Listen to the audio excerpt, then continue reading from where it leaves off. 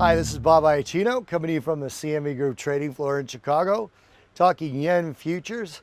Yen were down 3.5% last week versus the US dollar, with today December yen hitting 89.92 before recovering ever so slightly.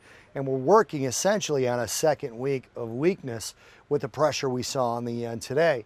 Now, it's very early in the week, obviously, but the way that things are lining up doesn't seem like there's going to be any medium-term recovery in the yen, especially against the US dollar.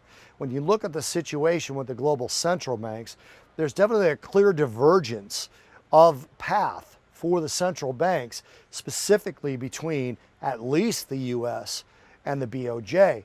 Now, possibly the Bank of England as well, possibly the ECB as well, but definitely as we come into a week where we have a US Fed meeting, and that Fed meeting, that FOMC meeting, is expected to produce balance sheet normalization announcement and plans for the way that our Fed, the US Fed, is expected to curb their balance sheet and stop taking maturing securities and buying new securities. The Bank of Japan is on the completely opposite path. They own now about 73% of equities in Japan. They own a substantial amount of the debt instruments as well. So the central banks are definitely diverging, which tells you that there's no real turnaround point in the medium to long term between the dollar yen, and you would expect the yen weakness to continue.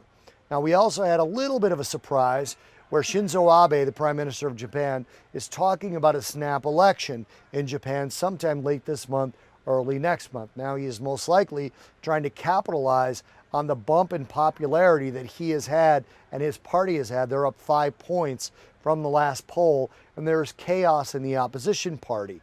Now, you look again at his approval ratings and what's been going on economically, and that just points to more yen weakness. If he has a snap election and is able to gain a larger majority in the House, he's definitely a supporter and a proponent of this Abenomics that Kuroda, the Bank of Japan president, follows, which is more stimulus, trying to push inflation, which is just more weakening of the yen. So they continue to purchase things, assets rather, and they continue to be accommodative. And if Shinzo Abe gets this snap election and wins, you see that continuing. You see yen weakness continuing.